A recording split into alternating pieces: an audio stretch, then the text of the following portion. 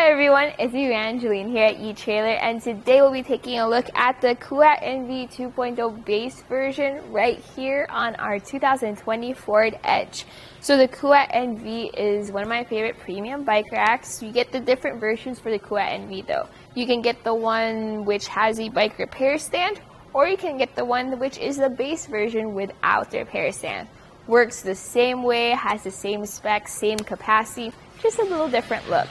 But anyways, we'll first take a look at this bike rack and see how it fits with your Ford Edge, just to make sure it's a right fit for your bicycles as well as your vehicle.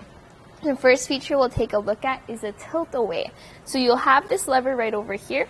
You're going to want to pull that lever and then just let the bike rack drop down. And you'll want to do that if you want access to your hatch. So as you can see here, we have plenty of clearance between our door and our handlebars, meaning we can get into our trunk, grab whatever we need. So whether it's our helmets, our bags, our waters, we can grab them real quick without even having to take our bikes off. And that also means we can get back onto the road that much faster. So we'll tilt this, or we'll lift this back up, and notice how it just catches itself and snaps right back into place, and you're ready to drive. This does have a weight capacity of 60 pounds per bike, so lifting it up, if you do have your extra heavy electric bikes, you kind of will feel that weight, something worth considering. But it is nice to know that you have the compatibility for that. Like for example, I have our carbon fiber frame bike here, and it's perfectly fine because compared to the more traditional bike racks that have a hook that secures that frame, those could possibly warp or crack my frame. With this one, I don't have to worry about that because it has a front wheel mount and it secures your bike by the front wheel. This is also convenient if you have alternate frame bikes. So like your women's bikes, your children's bikes, or your step-through bikes, that makes it so much easier to mount them. Now going over here to the back, you have a rear wheel strap. So that holds down your rear wheel, and when you want to take your bike off, that's where you start. So you press this lever and you just lift up on the strap and just leave it over to the side so it doesn't get tangled up in your spokes, and then you come over here to the front.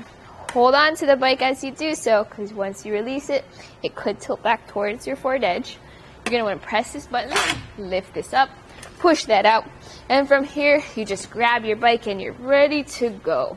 That's another thing I like about front wheel mount bike racks, just because it's so much easier and so much quicker to use that bike rack. Now, with the bike off, we get to take a closer look at the bike rack itself. So first, we'll take a look at the rear tray. Notice how this can slide back and forth to accommodate your different wheelbases. You have this extra thick strap that goes down and secures your rear wheel. Each tray has its own cable lock, so that goes around your bike and secures that as well. And if you look over here at our front wheel cradle, we have your different grooves for your different tire widths. So whether you have your thin tires or your fat tires, the maximum on its own this bike rack can carry is a fat tire bike with up to 3 inches wide tire, 3-inch wide tires.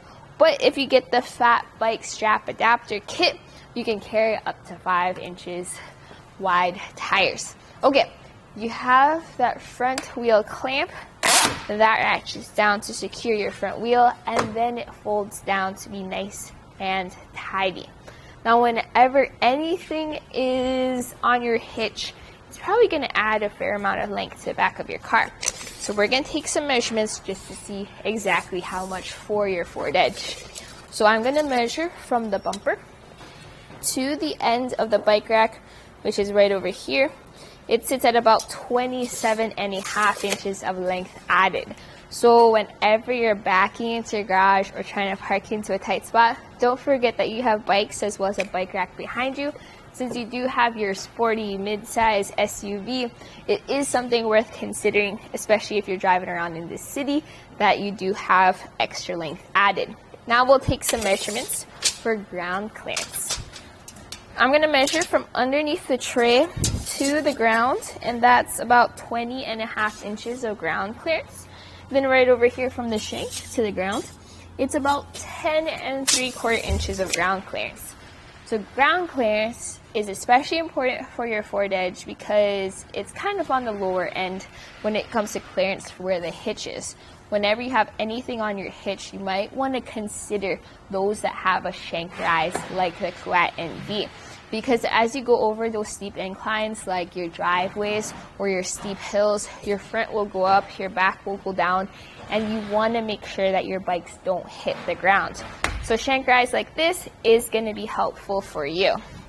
Now, what if you're not planning on taking your bikes out for a ride just yet, but you also don't want to go through the effort of taking your bike rack off completely?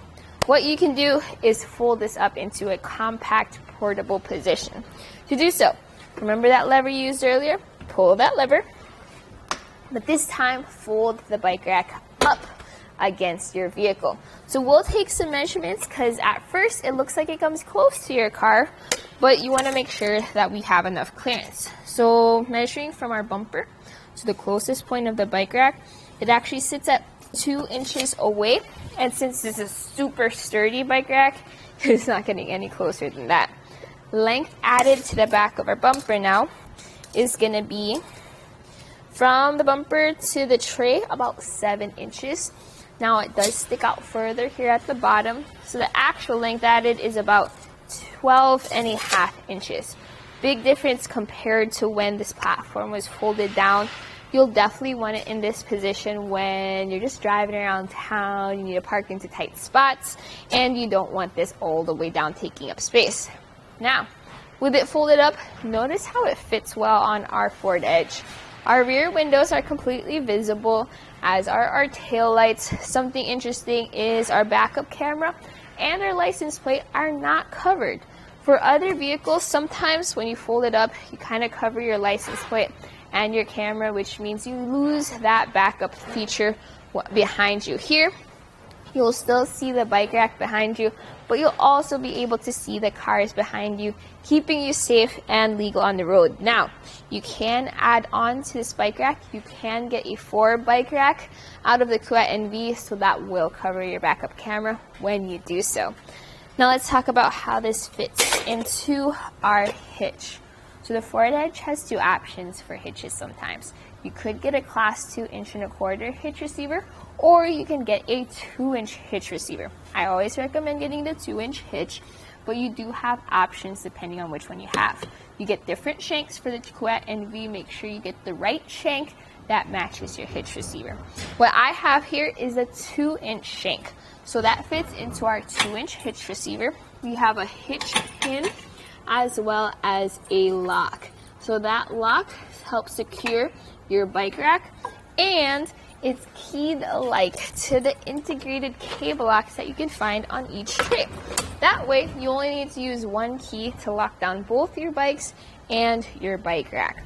It's also a tool-free install, so you just pop it into your hitch, put this in, and then instead of using a ratchet wrench or sockets to tighten down bolts, you just need to use this hand knob. So you rotate this hand knob, it extends a ball cam on the inside of your shank and creates an anti-rattle effect. To demonstrate, as I shake our bike rack to kind of just simulate the bumps in the road, notice how I'm really just shaking the car at this point. That shows how secure that fit is between the shank and the hitch receiver, making for a smoother ride for your bikes overall.